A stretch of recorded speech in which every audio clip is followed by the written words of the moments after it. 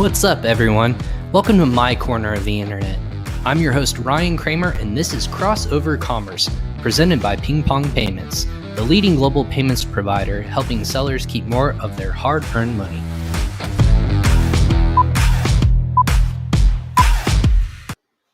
What's up, everyone? How are you doing today? I'm your host, Ryan Cramer, and welcome to another episode of Crossover Commerce presented by PingPong Payments. A little bit about PingPong. We provide marketplace sellers and entrepreneurs global solutions for controlling their domestic and international funds. An account with PingPong enables companies to significantly reduce their costs when receiving or making international payments all in one platform to help increase operational efficiencies, saves time, and allows sellers to manage their business profits from one single source. To find out more information about how PingPong can save your e-commerce business more money, just sign up for a free account today or check out that link below in the comments. If you're watching on social media, go and check that out. It's free to sign up. If you have questions, feel free to email me directly. Of course, ryan.kramer@pingpongx.us or follow me on social media. Happy to talk about PingPong in that regards. But about our episode today, this is episode 73. We are just trucking right along in our episodes. Just yesterday, it feels like episode 1. We're already on 73. And again, for all of you who are new to this show, welcome. This is Crossover Commerce. As a host of this show, I go live about 4 to 5 times per week with different industry experts in the Amazon and e-commerce space, ranging anywhere from logistics to sellers to software solutions to people who have just been in the business or acquiring businesses or even exiting businesses. It runs a gauntlet, but we have a unique perspective here. I'm going to let you tap into my network of people who have been successful in the Amazon and e-commerce space and bring you different information every single time that we go live on these platforms. Again, we're on live on LinkedIn, Facebook, YouTube, and Twitter. So because we are live, we will see the comments as this happens out. So if you happen to have a question for myself or our guests, or if you just want to say hi or let us know where you're listening from, go ahead and put that in the comment section below. We'd be more than happy to show you on the screen and then answer your questions as well. If you don't listen to this right now, if you're on Clubhouse or if you're listening to something else as a podcast at a later time, we love that you can watch this later, again, on YouTube or LinkedIn. Just check those channels out as well. And we also can download our episodes anywhere you truly can listen to a podcast, whether that's Amazon Music, Spotify, Apple, or Spotify or Google Podcast. Truly anywhere there's a podcast, just search Crossover Commerce and we'll be there. But do me a favor and follow, like, and share this episode so more people can watch and share and watch along with us, with you, I should say, so that they can get a little bit of information that comes from each episode. So make sure that you like and share and click that little bell on the bottom right-hand side if you're watching on YouTube to be notified of future episodes. Again, 4 to 5 times per week, we're here to give you knowledge and insight to the Amazon and e-commerce community. But about my guest today, really excited to dive into this topic. Again, had lots of people in this space exit businesses, but this one particularly has me fascinated because we're going to talk about the not so beautiful ways of exiting a business. But like for my guest today, he currently runs Black Label Advisor, an Amazon-centric consultancy focused solely on helping sellers and brand owners expand their reach on a platform and grow their business. Clients from him from all over come to him from all over the world for advice ranging from listening audits to solving logistical issues. If your business needs an extra set of eyes on your business, Black Label Advisor delivers. You can learn more about Black Label Advisors at blacklabeladvisor.com or emailing him directly at johnelder@blacklabeladvisor.com. Welcome to the show, and first time on Clubhouse, or not Clubhouse, on StreamYard, I should say, John Elder of Black Label Advisor. John, what's up, man? Hi. Okay, I'm unmuted. Okay, good. You're unmuted. Yeah, I can hear you loud and clear. Ryan, it's great to be here. Thanks for having me on. Yeah, no problem, man. Yeah, it's been kind of a crazy time in this space, and you're a super busy guy. You just got off a call with a client, so hopefully that went well. But you did, man. Your background is so fascinating. It's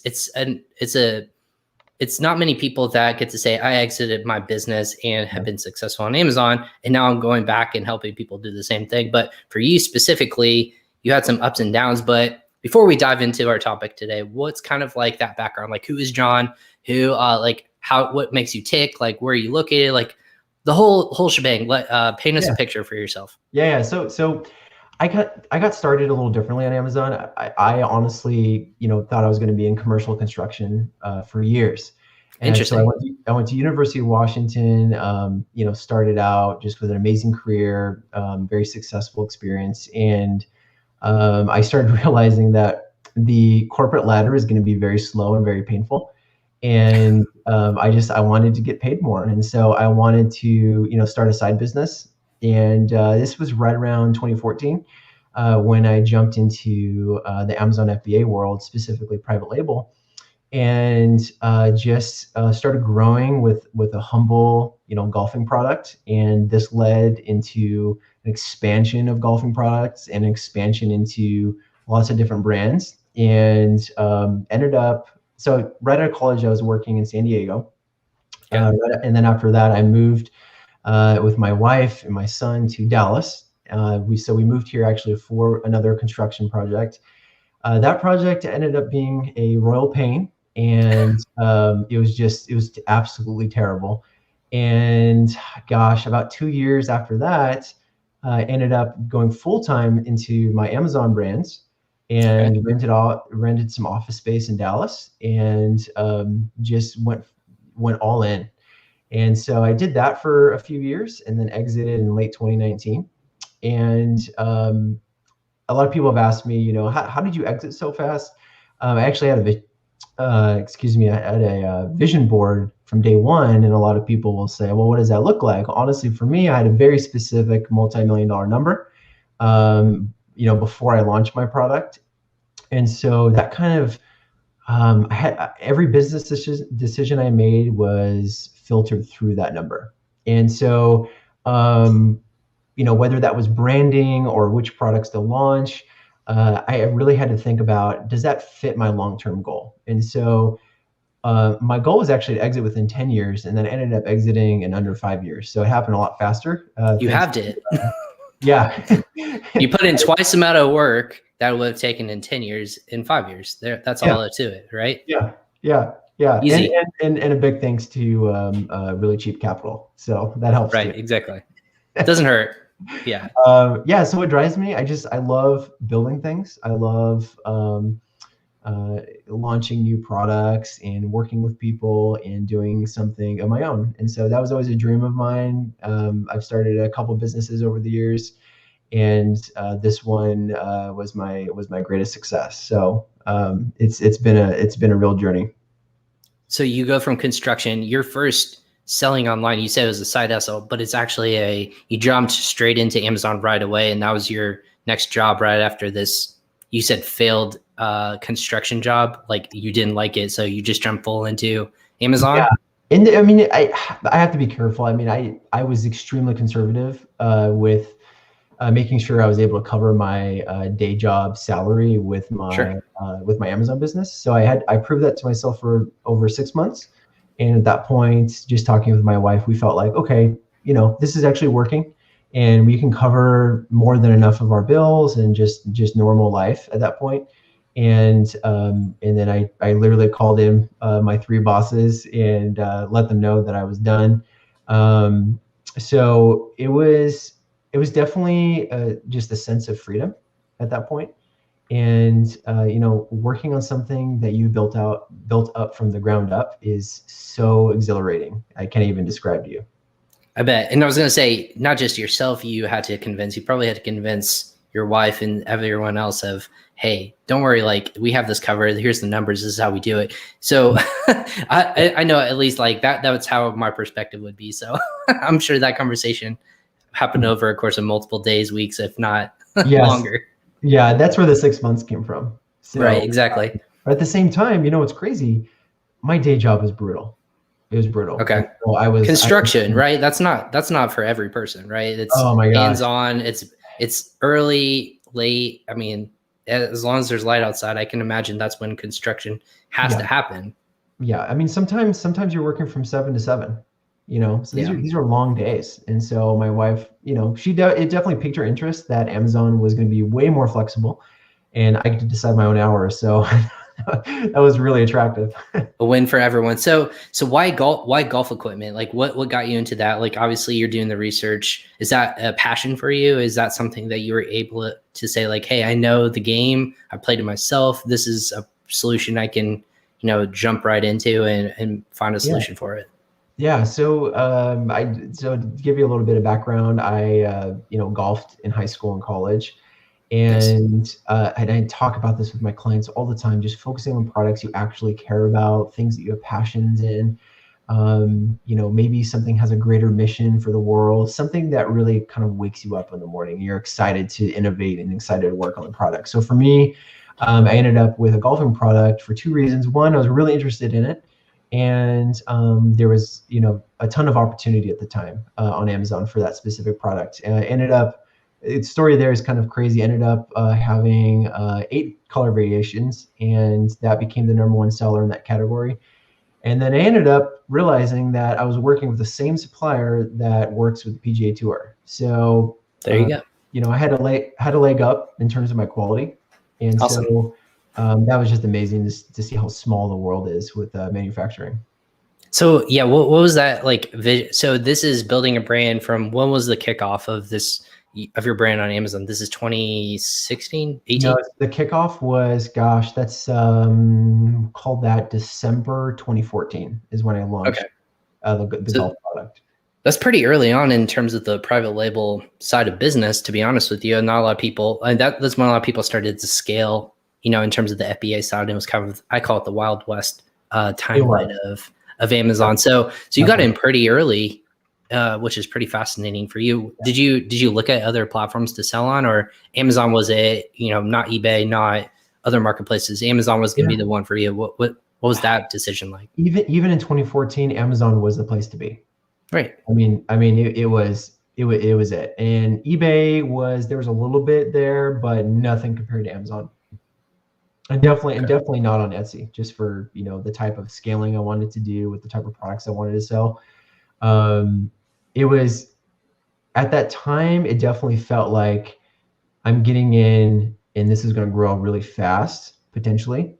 Now a lot of people are familiar with Amazon FBA, but back then, very few people would understand what you're talking about. Because honestly, in 2014, I assumed that Amazon was in total control of every product sold on Amazon. So I didn't even realize that the vast majority of products are third-party sellers. Right.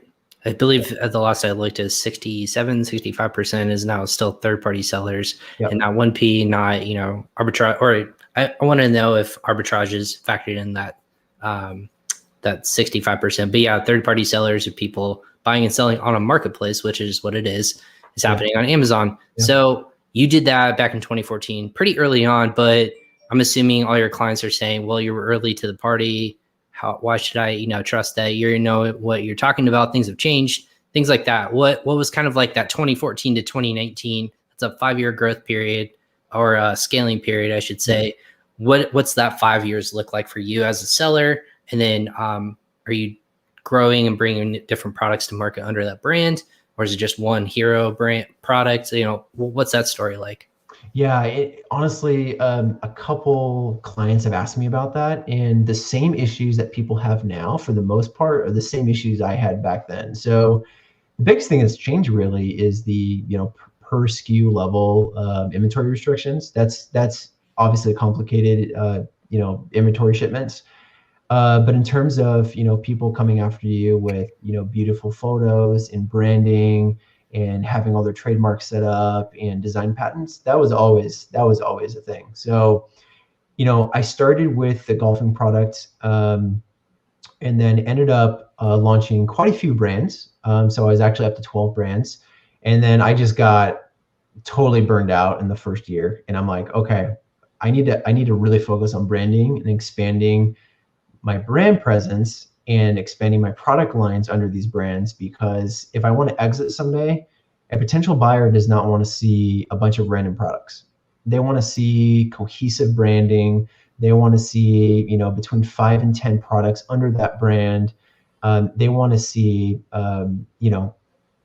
beautiful photos, and they want to see just a variety of revenue as well. So, there within each brand, I had a couple, you can call them home run products, but it wasn't to the level where they were soaking up 90% of the revenue. So on some, maybe 40% of the revenue came to Okay. one of the top sellers. But then I had a really nice even revenue across the rest of the product lines. So that was always really attractive, especially in negotiations with buyers for my exit. That was huge because that's a huge risk if you have a couple home run products and then you have, let's say, 50 kind of Dead cheap, weight. low margin. Yeah, exactly. That's not attractive to buyers at all. Interesting. So over the course of that time, you're scaling. What's kind of that schedule for people who don't know what an exit looks like? It's growing on Amazon, then you're diversifying in different marketplaces, you're building Yeah. outside of Amazon. What was that roadmap for you specifically? Um, there's a lot of roads you can go down in terms of diversifying your business, but for me, I really wanted to focus on Shopify sites Okay. and focus on bringing social media to my Shopify site. And a lot of people, I've been in interviews where this question has come up, and I've tried to explain that Shopify is not a like a marketplace. It's a hosting website. Right. So when I You're talk about building, yeah, you build your own branded website and it can exactly. facilitate transactions to it. Yeah. Exactly. So it's a DTC setup, and you're bringing traffic to that site with the goal of capturing people's email address and their first name, things like that. So you can retarget ads to them. So you can do new product launch alerts to them and kind of create this VIP tribe for your brands. And so that was kind of the second tier in terms of sales. And so I ended up doing 10% Shopify and then 90% Amazon. And I never got into Walmart because Walmart was a royal pain to work with and they required a third party warehouse. And so my Shopify was actually connected with, I'm sure you've heard of it, the MCF program. So all my inventory was tied to Amazon. And so whenever someone purchased through my Shopify site, they would actually get an Amazon Prime branded package. Um, so it was just extremely efficient. And so I grew using those two main channels, just a little bit on eBay. eBay is just a strange world. If you're trying to brand yourself, eBay is not the place to do it. So it did a little bit, less than 1% really. Okay. And definitely got my financials in order to get the process started in late 2018. So I contracted with a broker based out of New York, and basically gave them every little detail about my business, and had my CPA draw up all the documents they requested, and just kept everything really clean. And for anyone listening, having clean financials and 24 months of bookkeeping and P&L statements are huge. And just consider that the bare minimum because they're going to want that. Yeah, And you said so, 24 months. I've always heard 12. So you're talking about even farther back. yeah, that gets into so I had an SBA loan involved in the deal. Okay. And so they did require 24 months of statements. So So it goes back. basically paying back the loan and then making sure that everything's clean in that Yeah, regard. they're looking more at due diligence and making sure that your business is going to be able to grow for the buyer, and the bank obviously wants to make sure their money is protected.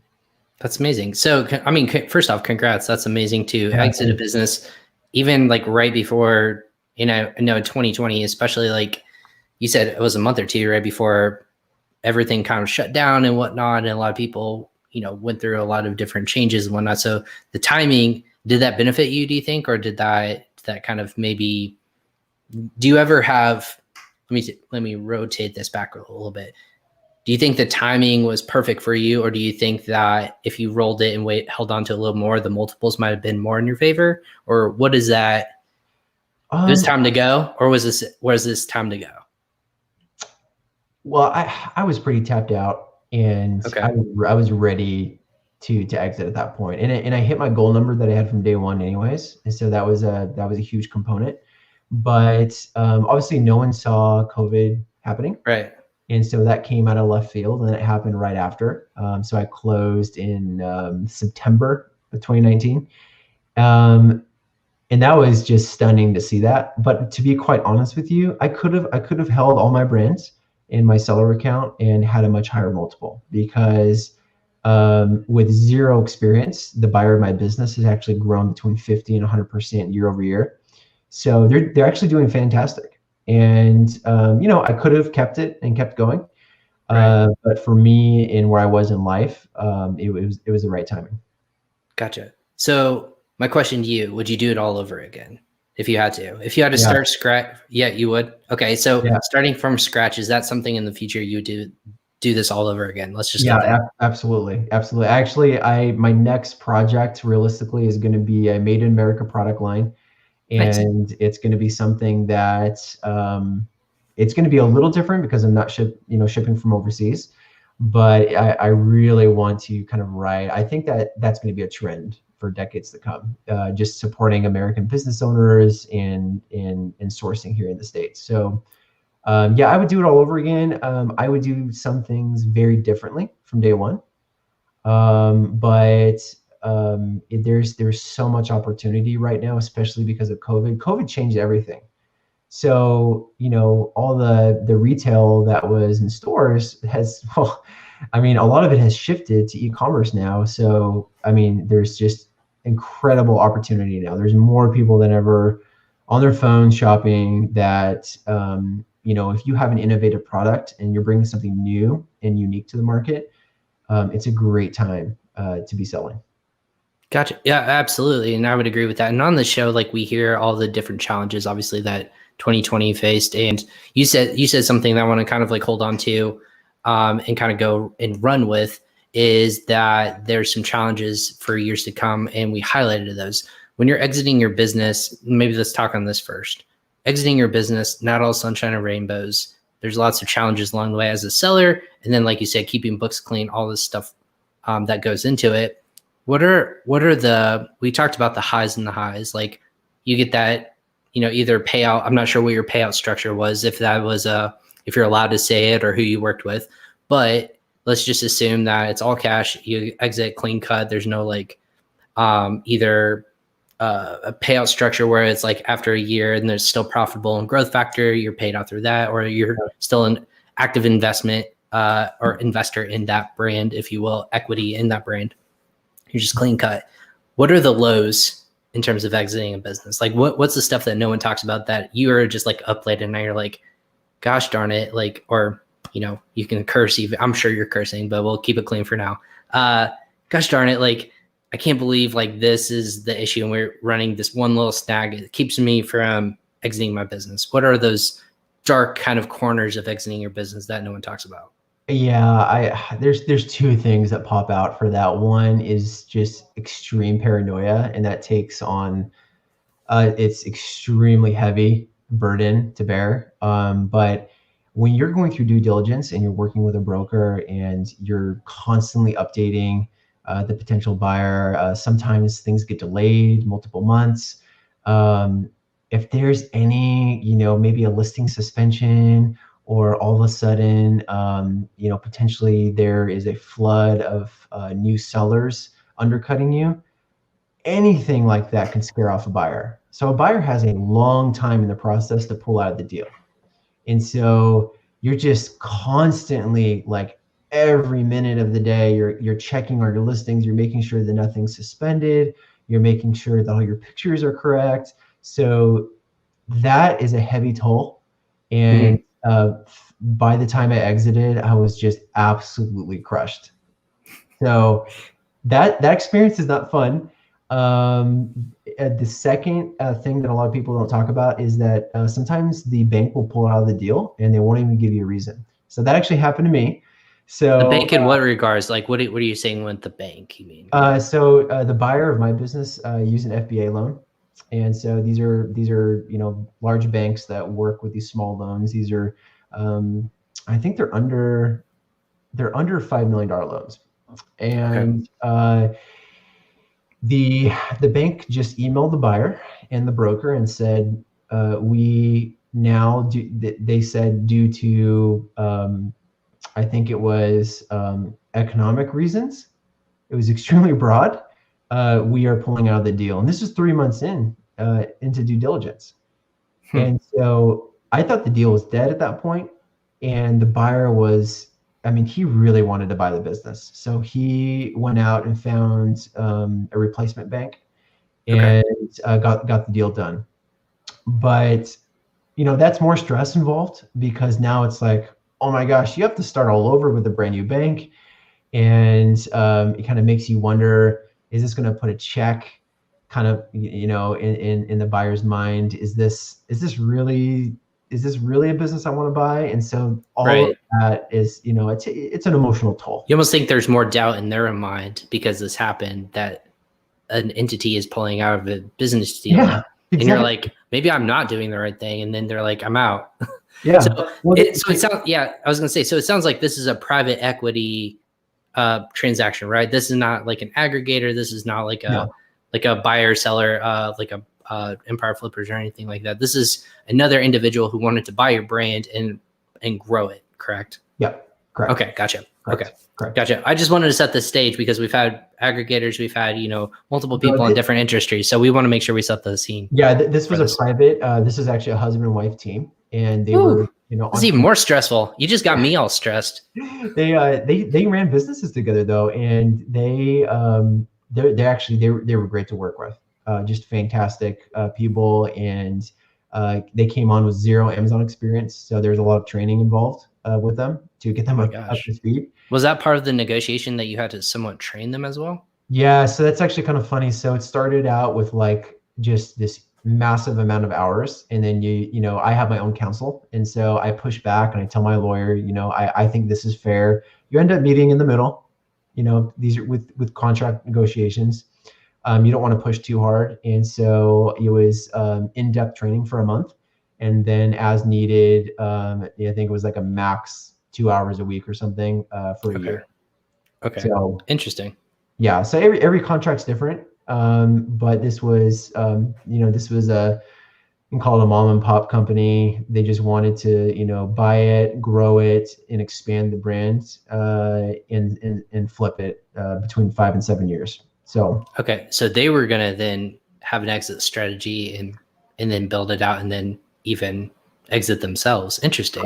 Yep. I've never heard of buy another brand to again flip it as a part of a private equity firm. Like that was something I haven't heard of yet. Like obviously that exists out there, but I don't think too many people are doing that. Is that in your mind a trend or? They weren't even looking at it from a cash flow. I mean, they were obviously because they wanted to, make money in the interim, but their goal was to buy the brand. And part of the asset deal was 5 brands. And so they wanted to grow each of those into, they're really close to doing 100% growth year over year. And so they're actually doing exactly what they went out to do. And props to them, because to go from 0% experience on Amazon to where they are now is absolutely incredible. But they have an exit strategy from day one. So it is pretty unique out there. If you talk to brokers, most buyers are not looking at it from that perspective. Right. I mean, people are thinking about FBA businesses now in a different context, more of assets instead of, hey, it's my side hustle that I'm going to get an extra source of inflow of cash and whatnot. It's an asset that you can really build a business, or as you see aggregator businesses, there's billions upon billions of dollars just being almost thrown at not a whim, but like strategically placed with brands who are growing these entities, almost like a P&G or Johnson & Johnson, things like that have just massive brands and an umbrella of all these different kinds of companies and products. So it sounds like they're trying to do that on a little bit smaller scale, clearly, but that's interesting that they've never even sold on Amazon before. Yeah, it was pretty unique, and I did actually end up talking to a private equity firm as well, and for whatever reason, they weren't super interested. I had a lot of pride in my business because it was built up from scratch, 5 very well-known brands, even off Amazon, and so everything was clean. The books were clean. Net profit was like right around 19% for the entire business. And that includes office space and everything. And so it was a fantastic business. And when I had people say they weren't interested, you get a little offended because you're like, Right. this is a great business, guys. Yeah, you don't see what I see. Yeah, like screw you guys. And so, and I think that's a component too that like me on a 10,000 foot scale, right, of looking at where aggregators are doing and people buying all these brands. Is it something that you can't replicate, or you can't, the emotion and the hard work and the effort that you go into like the day-to-day operations, it's almost impossible to replicate. So in your mind, how are aggregators going to continue to stay out? And like I say this from like a very popular area. We're not talking about private equity, but like the Thracios of the world, the Elevate brands, the Heydays, the, Perches. How do you think, like, is that a monetary factor that, or just a business growth factor that if they don't replicate that correctly, then like there's going to be that incremental loss where, they may not grow it because of that. I think honestly, what's going to happen, and this is my theory, and I talk about this on Twitter a little bit. I think what's going to happen is that the vast majority of brands that you see now on Amazon are going to be owned by, I think there's like between 50 and 60 of these private equity companies. Vast majority of brands that you see are not going to be run by small business owners anymore. And so, I mean, these guys have teams of people who come in and revamp all the pictures, all the branding. These are extremely intelligent companies. So I think what's going to happen is you're going to see actual products increase in quality, and you're going to see the branding get better and better over time, just because, there's hundreds of millions of dollars being invested into this stuff. So it's the landscape is going to change a little bit, but in terms of sellers right now, if you are not positioning yourself to exit with one of these guys, you're just absolutely shooting yourself in the foot. I mean, their multiples are pretty healthy, and to not be focused on that right now is pretty crazy, to be quite honest, because at some point it's going to be hard to compete with them. Yeah. It's just going to be really, really tough. Yeah. Well, resetting the show real quick. I want to give a shout out to everyone who's watching again on Facebook, LinkedIn, YouTube, and Twitter. We appreciate the comments and likes and shares of the show so far. So keep the questions coming in. Just a couple shout outs real quick. Dustin Kessler, John's a great guy, big fan. Look at that. We have a fan crew watching us around here. So Dustin, we appreciate the comment and the view. And then Brennan, who's a fan of our show, he tries to chip in where he can. He works for an e-commerce company. So I will very much translate this for you as well. If Brennan met you at a bar, I'm gonna translate this. He is in the e-commerce industry, not on Amazon, but like working off of brands. If he met you at a bar and what you do, maybe with this is a natural transition over to you as a consultant at Black Label Advisor. Yeah. What would you say? Yeah. Well, to be honest with you, if this is like a quick elevator speech at a bar, it would be, I basically help brands expand their presence online and increase their sales. So, I work with small business owners, but I also work with fairly large brand owners. And the goal at the end of the day is to help them overcome those challenges on Amazon that, if you were just doing it without any advice, you're just going to get slaughtered on Amazon. So, just walking with them and helping them not make those mistakes is what I do. Awesome. So into obviously you saw that exit strategy, you took it, your business from exit, you said, hey, I still want to be involved with this. People are saying, hey, what's the secret sauce? What are the ways that, am I doing this right? And that you saw an opportunity to say, hey, I'm going to advise people. Probably you were starting before you even exited, I'm assuming naturally, and then transpired into Black Label Advisor. So really cool. But you yourself are only advising. You don't have a team that works for you. You don't have anyone else on payroll. Is that correct? Right. Yeah. So naturally, is that a good model still for you? Yeah. I absolutely enjoy the model. And, the reason why is because part of what I do is I'm walking with people in their business. And whether it's helping someone grow their business or myself growing a new brand, just growing things and seeing things develop and helping people is just a true passion. And so it did come about towards the end of the exit to do consulting. And then when I started training the buyer of my business, I had kind of like a light bulb moment of like, oh my gosh, there's probably thousands of people who maybe they bought a business and they have no idea what they're doing, or there's brands from brick and mortar that want to make a big splash on Amazon. I can help them do that. And I always tell people, especially on Twitter, there is no secret sauce. So it takes a lot of patience and a lot of hard work. And it really comes down to branding and making sure your listing's optimized. But I tell people that all the time. There's really no ultra secret recipe for it. Yeah. So But what yeah, do you tell? Yeah. So, but on that point, you just mentioned that you think that there's an aggregator wave. They will eventually just own every business out there. Does that mean that your advice to people is don't sell on Amazon or try to build a brand on Amazon? What is kind of that like balance that you say, competition wise, maybe you should not get into this area? I think a lot of people are not saying that, but I kind of sense the writing on the wall from you. You're like, there's a point that there will be a competition is going against billion-dollar entities now, and you won't be able to compete with them. What does that kind of look like? Yeah, so if we back up a little bit, people have been actually competing with Amazon private labels for years. Mm-hmm. And so that's really not new. And the reality is that, let's say those, 50 plus private equity firms do buy out a lot of these brands. Some of them are not going to be very good. Some of them are going to be very good. And then quite a few small business owners are actually never going to sell. So right now we're kind of in the infancy stage where we don't really know how many people are exiting.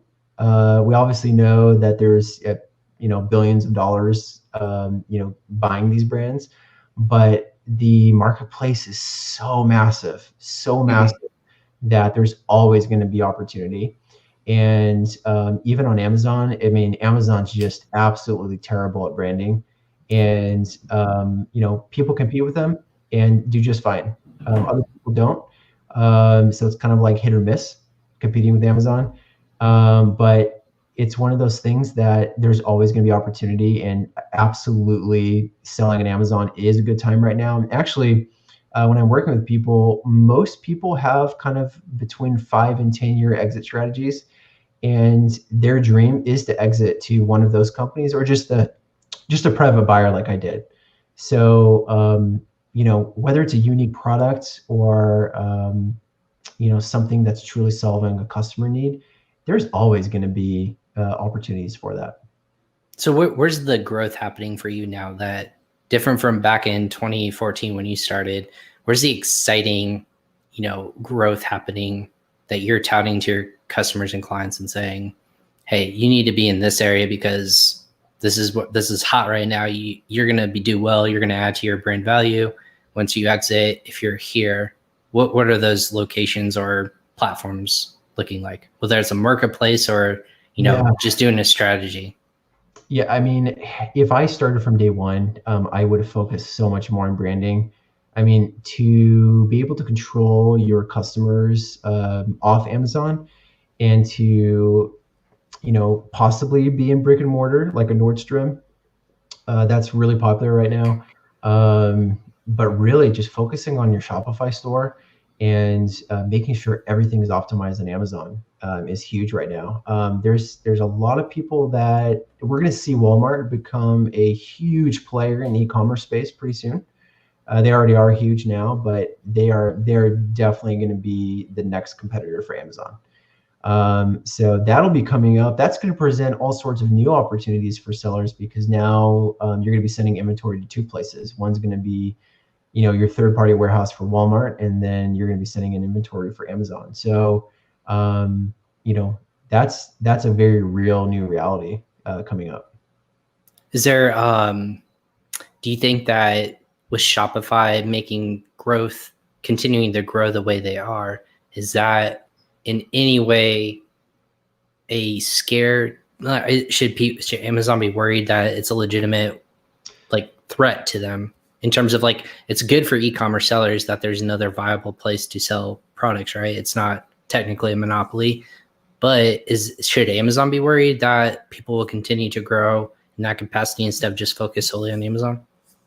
Yeah, so Amazon actually just bought out, I forget their name. They bought out a competitor. It's a competitor. Yeah. Yeah. So they are worried. But one of the biggest reasons why they're worried is because right now, I'd probably venture to say 99% of Shopify sellers are utilizing Amazon warehousing to fulfill their orders. If they continue, so Shopify, if they continue to expand their preferred warehousing partners and everything like that, that's going to pose a real threat because the fees they get from the NCF program are going to dry up pretty quick.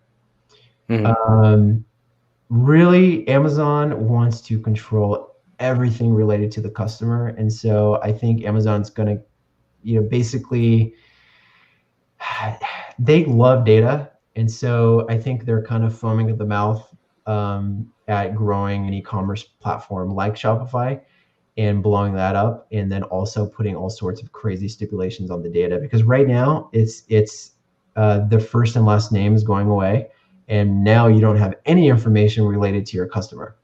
On Shopify, you're going to have everything. You're going to have their phone number, their address, their email, and so marketing to them is extremely useful. And that was actually one of the top things my buyer was interested in was, okay, Mr. Elder, how large is your newsletter list? And I told him it was a couple thousand. And that was a huge sell point for him because he wanted to expand that and use that as marketing for the Shopify websites. Yeah, of course. And yeah, like you said, we talked about this on our show yesterday with Troy Johnson of Seller Tools. Is as of the, I believe, 8th of April, data from your buyer, or basically the customer, is no longer going to be available. So that growing your brand, any sort of loyalty or anything like that off of Amazon is even more important now than ever, because Amazon doesn't give you data in terms of where this buyer is located. They don't give you names, so you can't create lookalike audiences. No. Thus, you can't really start attracting off of Amazon in terms of new potential buyers. So with that being said, what are you advising clients or other, sellers in that capacity to start doing now that that is going away? I mean, so Facebook has Pixel. So Pixel, captures all the data for your social media ad campaigns on Instagram and Facebook. And I wouldn't have said do that from day one, but now absolutely from day one, because now you're going to be playing kind of a game of capturing as much data from customers as you can versus what you're doing on Amazon. I think Amazon's just going to continue to limit the power and access to data that you have.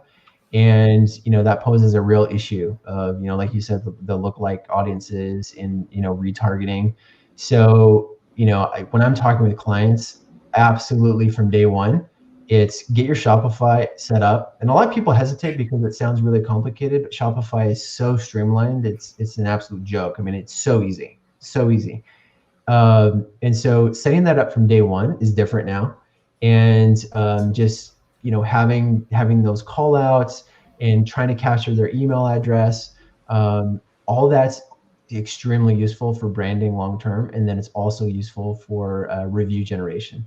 So they're your customer on Shopify. So if you want to send out a coupon code and say, hey, I just did this launch of a new product line, you can do that. You're not using a third-party service, you're using your own customer data. So it's extremely useful, and it should honestly be done for every single seller from day one of their launch.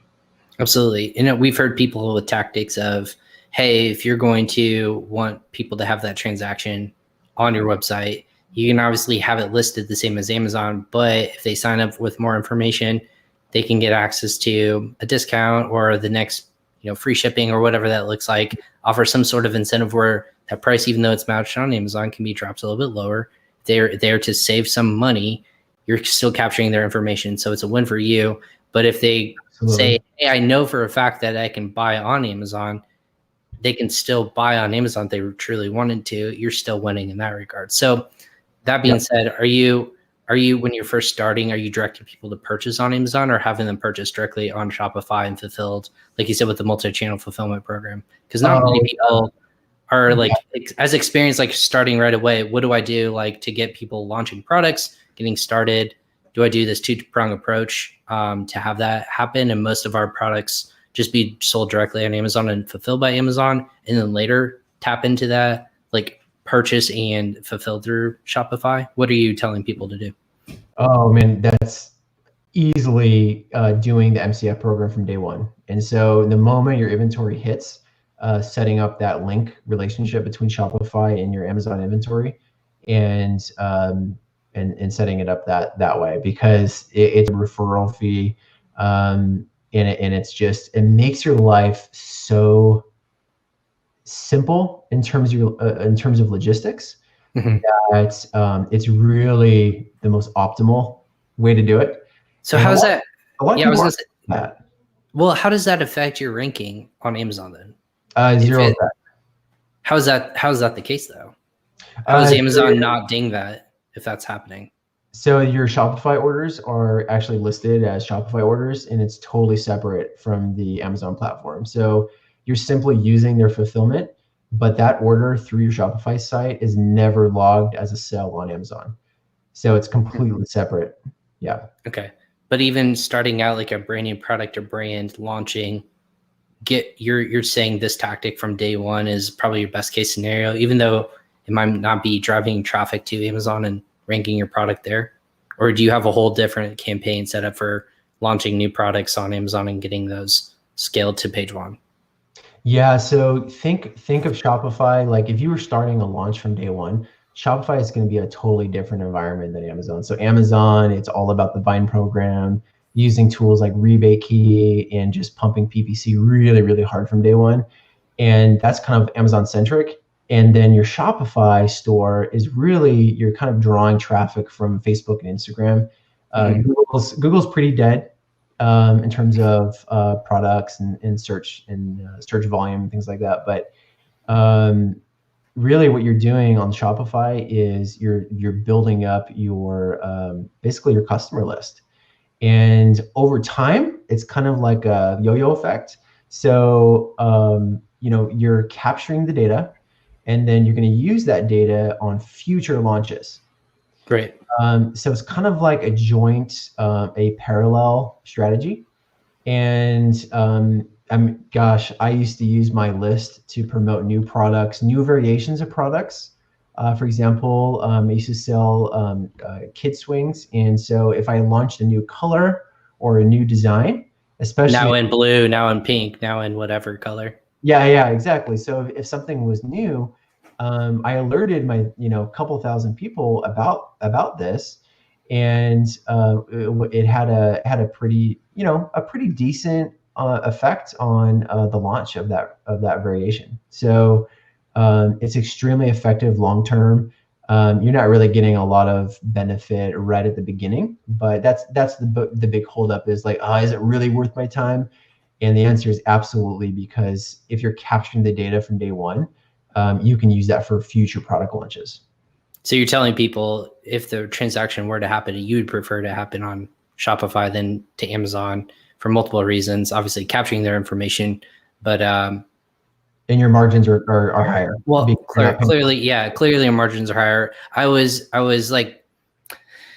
hesitate to tell people that, because in conjunction, if you're trying to rank your product on Amazon, if you're driving people to that, there's other campaigns out there, obviously, like search for and buy. There's, hey, check us out on Amazon, just search for the brand wherever, and you're pointing people there. In theory, that can really help you launch and rank quicker, but you're touting stay away from that, keep them separate as entities, because at the end of the day, profits are king, keep them separate campaigns. That's always how I viewed it. And I never wanted to kind of commingle those two things. Sure. That makes sense.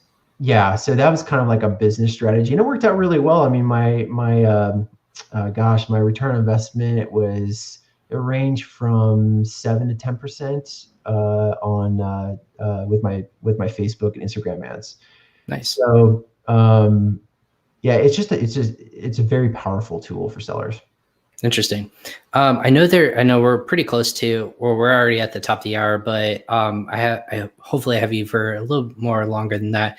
With other kind of platforms like TikTok, that's making a little bit more waves in social media. We had a conversation. Me personally had it with director of partnerships over at TikTok, and they're really partnering with influencers, but they're also partnering with more Amazon services and more Amazon brands.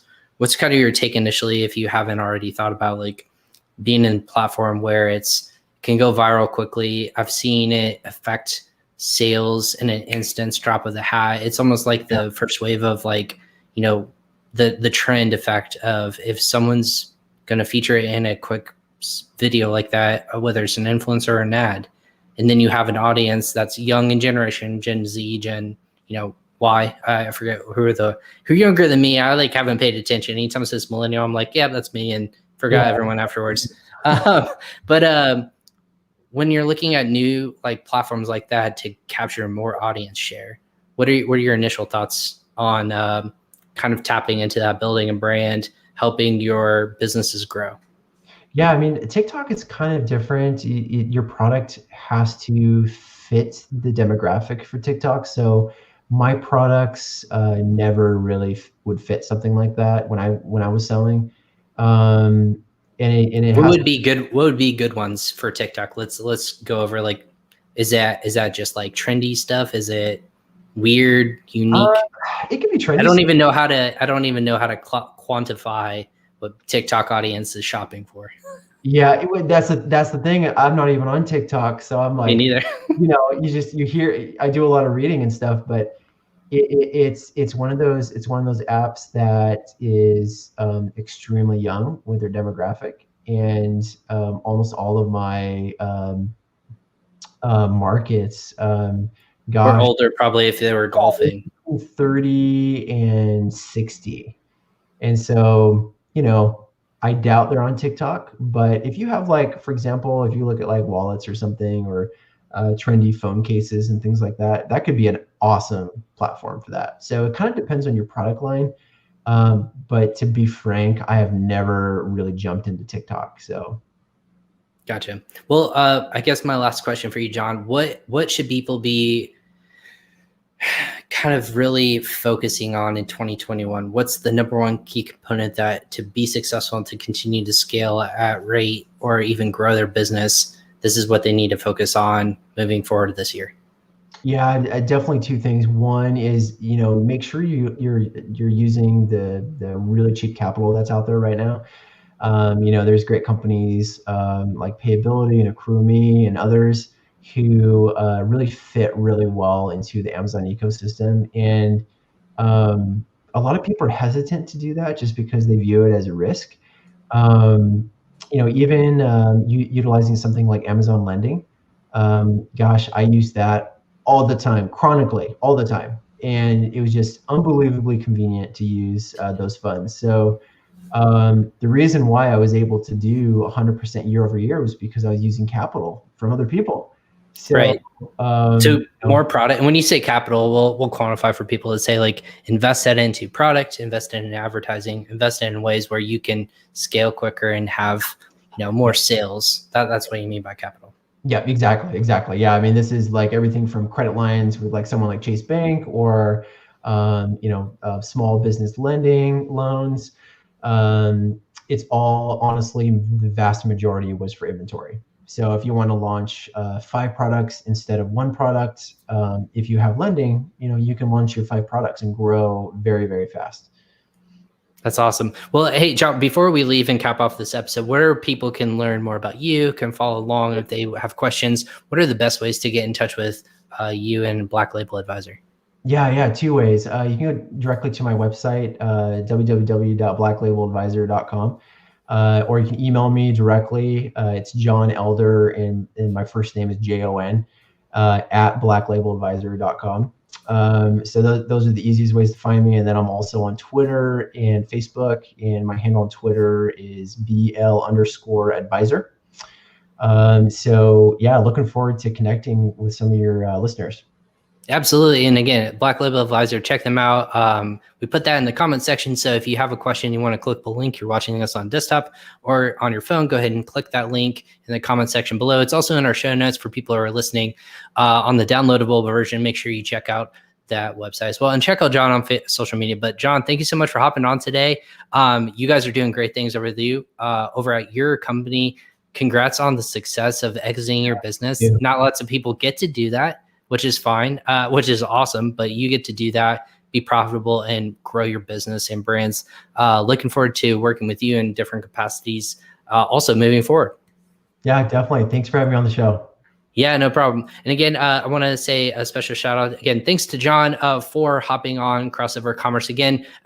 Guest number 3 again this week on the show. This is episode 73 of exiting a 7-figure brand and the challenges along the way. We will be off tomorrow for kind of a day of rest, almost like a Sunday, but we will be coming back hot on Friday with another expert in the Amazon and e-commerce space. So definitely tune back in if, again, you weren't able to join us in the beginning. This is Crossover Commerce. We go live about 4 to 5 times per week. So make sure that you subscribe to our social media channels on either Facebook, YouTube, LinkedIn, or Twitter.